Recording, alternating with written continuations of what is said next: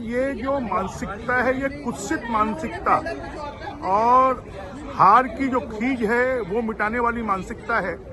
प्रधानमंत्री भारतीय जनता पार्टी के नहीं है, प्रधानमंत्री पूरे देश के हैं और इस प्रकार का एआई जनरेटेड वीडियो डालकर पूरे देश का अपमान किया है। पूरे विश्व में भारत के प्रधानमंत्री का और उनके खिलाफ में कड़ी कार्रवाई होना चाहिए, कड़ा एक्शन होना चाहिए।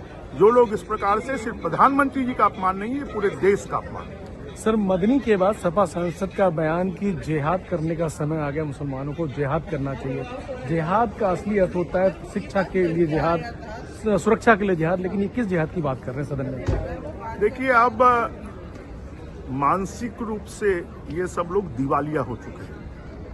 बीजेपी या प्रधानमंत्री जी कभी किसी जातिवाद की, धर्म की बात नहीं करते, वो विकास की बात करते हैं। उतना ही प्रधानमंत्री आवास मुस्लिमों को भी मिल रहा है, जल जीवन मिशन का फायदा मुस्लिमों को भी मिल रहा है, गैस कनेक्शन मुस्लिमों को भी मिल रहा है, 5 लाख आयुष्मान कार्ड की योजना का फायदा मुस्लिमों को भी मिल रहा है। उसके बाद इस प्रकार की बात करना ये देश विरोधी बात है और इस प्रकार की बात करने वालों को देश कभी स्वीकार नहीं करेगा। एक संकट करना सर, एक ये और कि अखिलेश यादव ने ट्वीट किया है पिछड़ा दलित और आदिवासी और उनके विकास के लिए मोदी जी की सरकार एनडीए लगातार काम कर रहा है और उसका रिजल्ट बिहार में भी दिखाई दिया है।